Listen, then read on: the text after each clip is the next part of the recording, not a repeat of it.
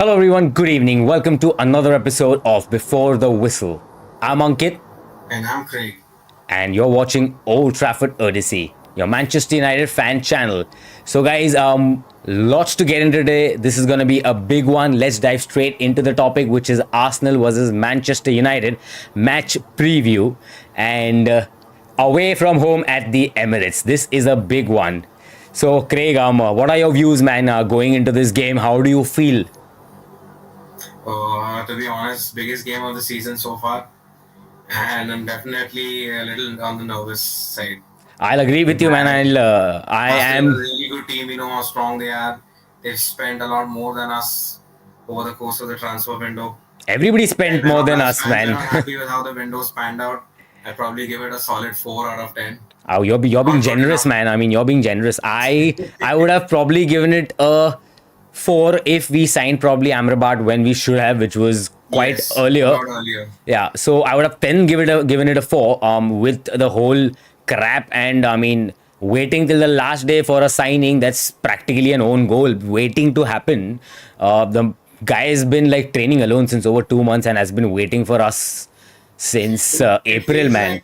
like it was more of a PR stunt done by the club by trying to push this signing all the way to the deadline to make it appear so that we are pushing till the final hours of the transfer window. But ideally, we should have gotten done with this transfer in June. We're so So used to this. No, we're so used to yeah, the, this. the old fans such as us are not going to be impressed by this. Impressed, This bro. This is bullshit. I mean, it's yeah, for it is me. This has bullshit. been legit the worst transfer window in history. I don't think we've ever been this miserable and embarrassing in the transfer window. It's been a shit show, man. An absolute shit show. This is probably right up there with Moyes' first transfer window. That was better, When he bro. I started mean, training. I still think that was better because the way we've handled things here, the whole fiasco with We De had a better Gea. squad to begin with back then. Bro, I mean, if you see this, Yeah, the amount of mess ups that we've done this and blunders we've done this window, so much has even just gone under the carpet that people have forgotten because there's so yeah, much. Rabio, do you yeah, remember the name? There was a yeah. guy that we messed up as well. Swim brushed So under. we've got Naman Bhatia saying hi. So hey Naman, what's up, man? And So yeah, man, it's been like really depressing, embarrassing, as usual, a mockery, a club that's a complete joke when it comes to negotiations. I mean, I'm baffled as to how Richard Arnold and John Murter still have a job, man, and how have they not been sacked? I This think they is. won't have a job provided our ownership change does go through, which Yeah, we're all hoping I on mean, still. I'm still hoping that the sale does happen eventually, but the whole fiasco, I mean, even with the sale, like the whole 8 7 8 month saga that we went through, wherein we were supposed to have a prospective sale, the window, the signings that were being spoken about at the start before the season, and now at the end of the window, where are we, the players that we actually have, rather than what we were hoping and talking about?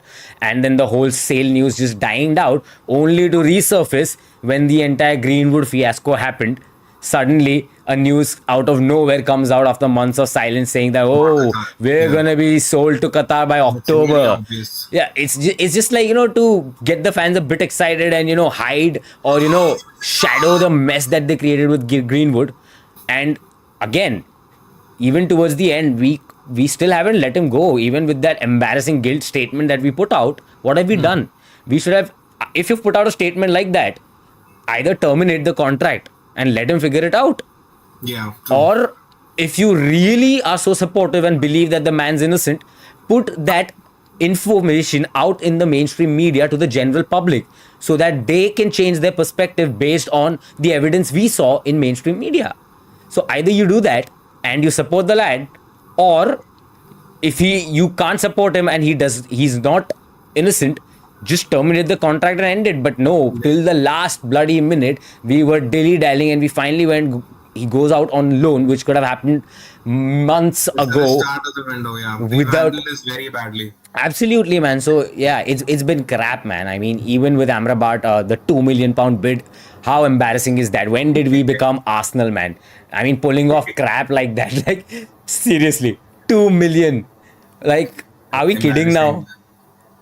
I mean, I can't see Fulham doing that also. Yeah, And and coming from even a Regulon. A historic club like United Bro, signing Regulon on loan, the whole fiasco bro, with Cucurella. uh, Not sure about signing we him wanted on to go loan for. is a different matter. That's fine if we're signing him on loan. We all know we don't have the money because we can't sell for shit. And Yeah, I hope people do remember. Let everyone remember that we had bids in for McTominay and Maguire for 60 million pounds. That was rejected by the club. Maguire had personal terms agreed with West Ham. United accepted the bid that Maguire rejected, and on the final day, Fulham came in for McTominay, which McTominay rejected. So two yeah. players that Erik Ten Hag does not want in this squad have forced themselves upon Erik Ten Hag, and now we're stuck with them. So it's crap. The entire window has just been terrible, and the only saving grace of our season is going to be the manager, who's Erik Ten Hag. Because I mean, I absolutely know this guy can pull out results even when we're not where we need to be. So that's the only hope I have going into the game against Arsenal as well, especially given our away record. It's Yes, the away record is another thing that really concerns us, right? Against the top nine of the Premier League last year, 1 point, and bro. going to One this year point. also very bad. Like not good enough. Yeah, so I mean, going, Concern. let's get back to the topic, which is our preview. So let me pull up the predicted lineup for the game that we have. So here's my lineup, bro. That I feel that we should go with, in my opinion, not the strongest lineup based on what the signings we've done, but unfortunately, some of them have been done too late. I still don't think Regulon should be involved in this game with just one training session under his belt. And I agree, maybe he might click, he might not click, but I don't think going away into the Emirates, it's the right move to put him into a squad and make that defensive unit, which already looks a bit off sync with the addition of Onana, now even having Varane injured. I feel this is not the right game to maybe put him in, so might be on the I bench. I I'd for me, Dallo also isn't something that I'd be very confident about. I think left back is going to be a problem against the likes of Arsenal, absolutely, and we've got Saka up so he's there, going to so cause us a lot of trouble. we've got Saka That's up the there, who's problem been I in feel. great form this And season. Ericsson also, don't forget, Ericsson plays on the left side of midfield. So for Eh, him also to track back isn't going to be easy. I see Arsenal targeting our left side tomorrow, and Rashford also needs to be Absolutely. tracking back I the whole game. need, we definitely need to see Rashford a bit more on his defensive duties because, Yeah, like you rightly pointed out, Dalot does look a bit weak defensively on the left since it's not his favorite side. Obviously, we yeah, all know that he's filling in right now. And also, Ericsson, like you rightly pointed, is not somebody that can keep up with tracking back and defensive duties for about 90 minutes. So, Rashford is going to play a very important role, in my opinion, in this game. yeah. So that's what my lineup does look like. I'd start with Lindelof since Varane is not there. And if we do need to bring somebody on, I'd rather it be Johnny Evans. I don't want to see Harry Maguire anywhere near this squad or starting lineup for Yeah. even a minute this whole season. So I'm hoping that we can start with this back three at least, where Martinez, Lindelof, and Wan Bissaka retain their position. And I want to see a bit better from Onana. What do you think, man? I mean, Onana did have a poor game last time out. So a couple of things I noticed with Onana the last game was that he was tending to stick to his line a lot. He was not wanting to push forward. There were moments where there was a moment where Lindelof was tracking back and he expected Onana to come forward to receive the ball, but Onana just stood there fixated and didn't move. Right. Maybe it's because of the mistakes that he's made in the past, or he's not sure of himself. Again, that communication in our backline isn't as strong as it was when we had De Gea and goal. That's And understandable, right? I mean, that change is of a concern. personable, change of. It'll take some time, but yeah, I mean, I'm confident with Onana in the long term, and I'm sure that there will be moments tomorrow, and he's going to have opportunities to maybe find the right pass when Arsenal are pressing us. So he'll be useful on the counter tomorrow with his distribution. That's Definitely. I what I mean, think. Onana is going to be an integral part of the game tomorrow, no doubt about that. And like you pointed out, uncharacteristically, he was a bit too deep. Unlike himself against Forest, even the first goal, I feel he could have, if he was where he usually is when he's, playing in his element, he probably would have been in a position to get to the ball before Avoni could. So Yeah, that was definitely, a bit disappointing, but like, you said that the communication and the whole cohesion plus the entire way we play from the back has changed now with Onana coming in. So I think that will take some time settling into. Uh, but yeah, that's the way it is. Let's hope that, Onana can be back to his best for this game because we're going to need that. Going Yeah. away, we're definitely going to need that. We need people like Casemiro, Bruno, Anthony, Rashford to be at their best, man. We can't be. These guys need to start cooking, basically. Absolutely, because We need them to be cooking. Like they need to be at the top of their game tomorrow. Because if any one of them is short, I can see Arsenal running through midfield, uh, and that's what we don't want to happen. And in fact, Erik Ten Hag himself stated today in one of his interviews, I believe it's Sky Sports, where he essentially said that I believe myself that Eriksen, Casemiro, and Bruno Fernandes are our best midfield at the moment. but So it's in a way, that's true in a way. If you see, we've had a real lot of good results with that midfield. yes, Even Eriksen's legs going are the into tougher concern. games. Yeah. I think last year at the start after the on the back of the first two losses against Liverpool, we played Eriksen, Casemiro, and Bruno, if I'm And not we did the mistaken. same versus Arsenal at Old Trafford, and we won both. Correct. So, although this is Emirates, so it is going to be It is really tougher. difficult. But to sort of like a cherry and like to making things a bit better for us is that Arsenal, their lineup is now in front of the screen that I think will be No what they right go back. for. Yeah. No Tomiyasu, no Timber. So So Timber that's how back he's to been the going, team. right, so far. Yeah. So if you see how they play Arsenal in possession with this particular lineup, you see they already have a midfield of Rice, Odegaard, and Havertz, but they've got Partey out there on right back. So in possession, we see Partey inverting into the midfield, making like a The box of CDM. four. Yeah. Exactly, sitting right next to Rice, and they end up making like a box four, wherein Ben White starts bombing forward off the right hand side as a right fullback. But when they're back in defense, that's when Ben White slots back into the right center back with better defensive prowess as compared to Partey, obviously, who moves into the right back position. Yeah. So they also have sort of like a change in their system with this change in a bit in personnel and in the style of play with new personnel coming in. So Arsenal themselves are transitioning a bit. So they do look vulnerable at times. They, like us, I believe, are a bit weaker in transitions, wherein they're transitioning from attack to defense. So that's when they look a bit open, wherein we can, the likes of Rashford and his pace and Anthony off the right would really be helpful with Martial sucking defenders or the centre backs in by dropping deep and linking up play. So that's what I'd like to see more. I'd like to see more width used. I'd like to see our wingers use the ball and our midfielders be a lot better on the ball, not as wasteful as we've been against Nottingham Forest. Definitely, we need to start the game a lot better and sharper and not be on the flat foot and sleeping that we usually do.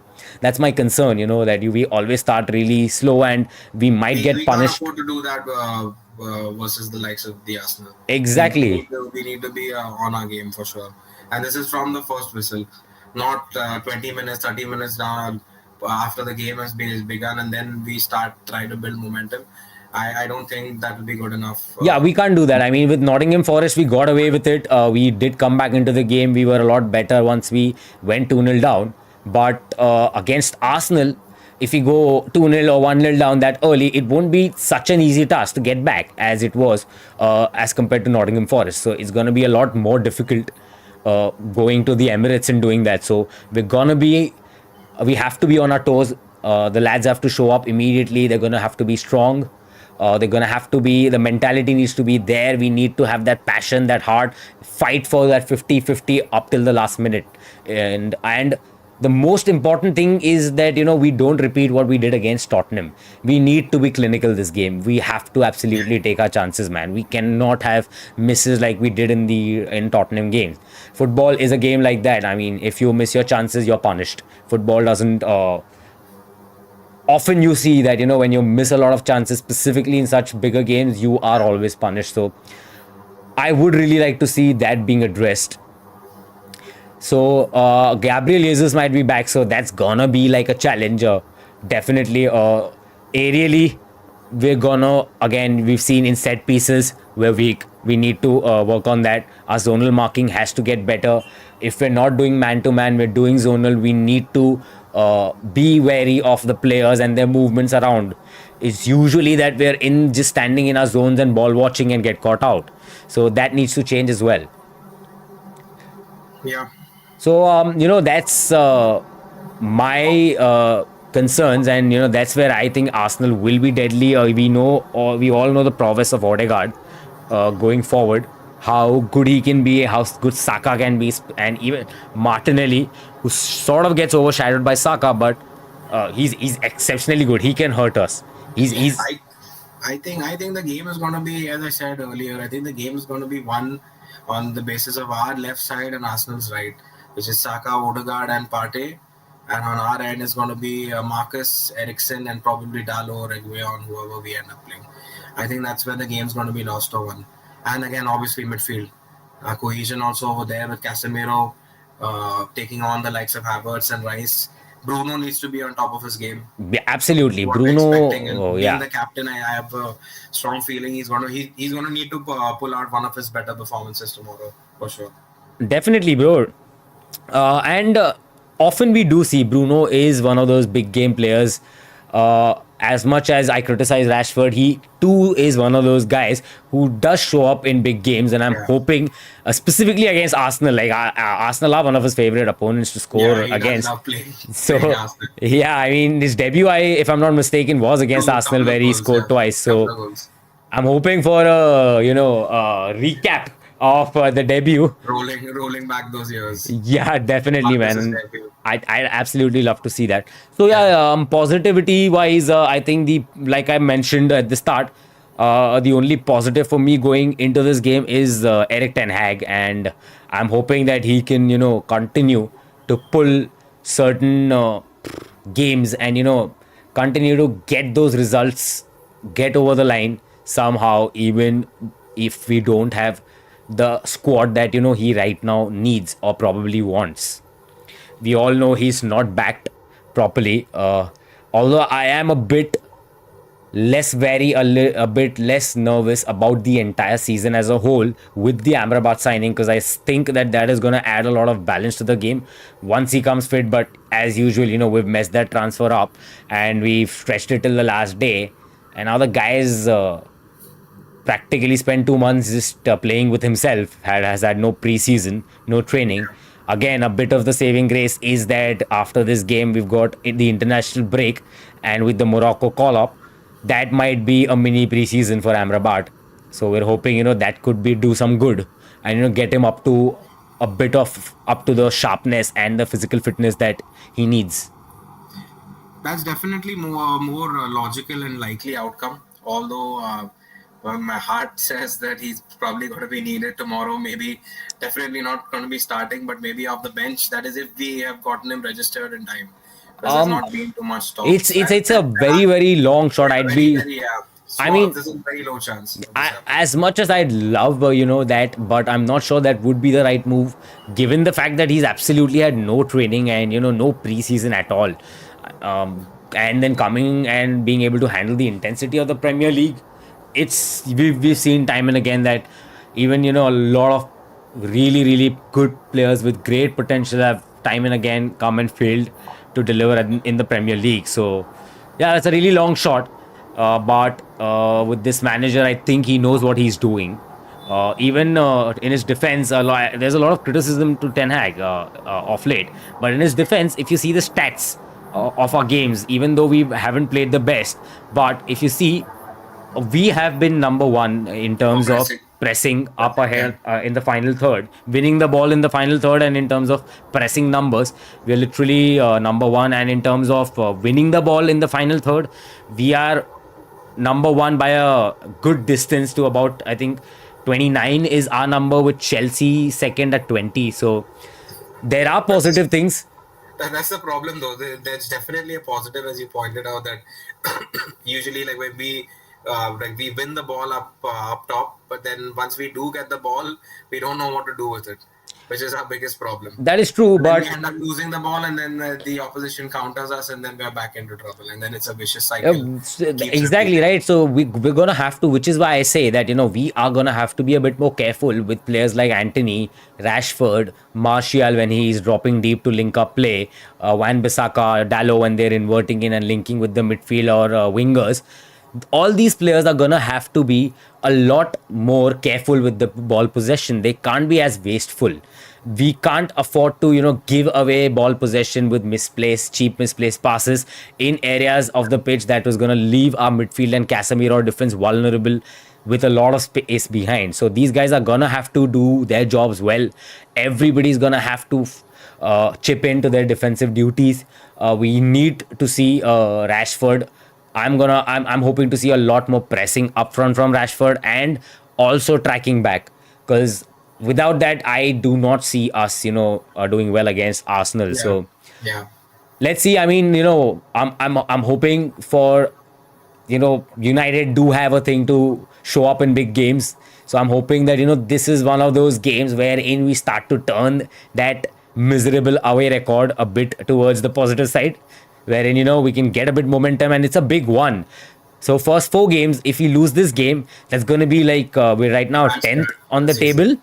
What are we? Yeah, 6 points. So that'll be yes, 6 points in the first 4. That's a terrible start. But if we win this game somehow, if we can manage to get those 3 points, that's 9 out of the first 12, which is that's not a huge. bad start, bro. Yeah, Despite having a poor shaky start. performances, we can Yeah. actually, this can be like that game that gives us that boost and recovery. You know what I mean?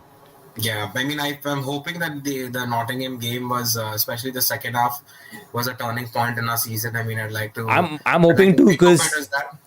But that win would have been pointless if we don't go ahead and build on that at the Emirates tomorrow. absolutely. So I mean, yeah, a draw is a very high likely possibility as well. I would take a draw at the Emirates at this stage, given how we've been playing. I wouldn't be completely devastated or feel too bad about it.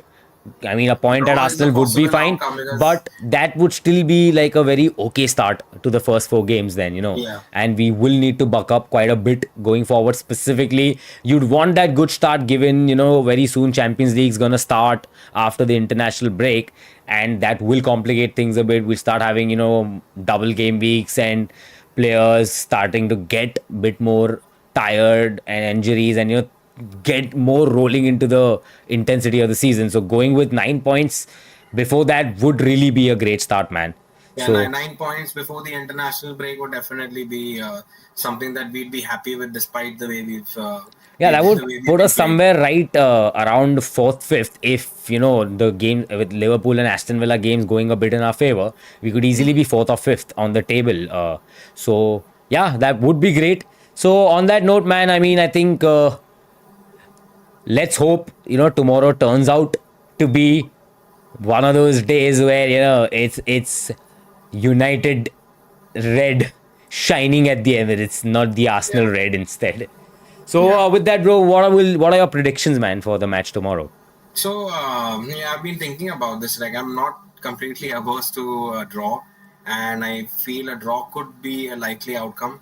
Obviously, I would have preferred if we went ahead and probably won the game 3-1 or 2-1.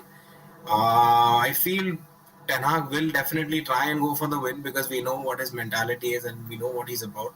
So I'm going to go with 2-1 United tomorrow for That's my predictions. I Not mean, going to I be an always easy love your game. positivity, man. I mean, I love your predictions. Not easy to So stay positive this past decade, uh, being a United fan. not a But past I can decade, the tell you past two this. decades, man, not even one. So yeah, definitely not easy. But I'm gonna be agreeing with you on that prediction. My prediction as well is gonna be a 2-1 into this game, because I feel we might, given the transition of Arsenal, and I'm hoping that coming off that Nottingham Forest win, that mentality boost going 2-0 down, and finding that mindset to get back and fight back.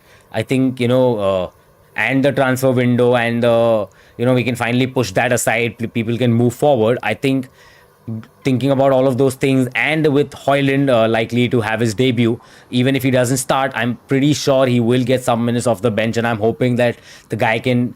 It's unfortunate that we're having to put this pressure on him. I don't want to. I don't like this a 20-year-old guy, but he's what we need desperately. We need him to Yeah. click instantly, and I'm hoping that he comes in guns blazing and helps us make that win. So I do agree, and I think it's going to be a 2-1 as well, man. Violent winner. Yeah, bro. I mean, it's I'm hoping for a Hoyland night, man. Woo! Let's hope that Let's we go. have our superstar as well. It's a long one coming. We've been waiting for a prospect like that.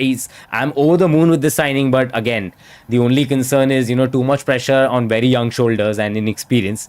But I hope the lad can get over it and can prove all of us that he's got that metal even at this age. We've seen it in the past with players like Rooney, that some players do have that, wherein they can peak earlier, they can perform This at is just a young number. ages.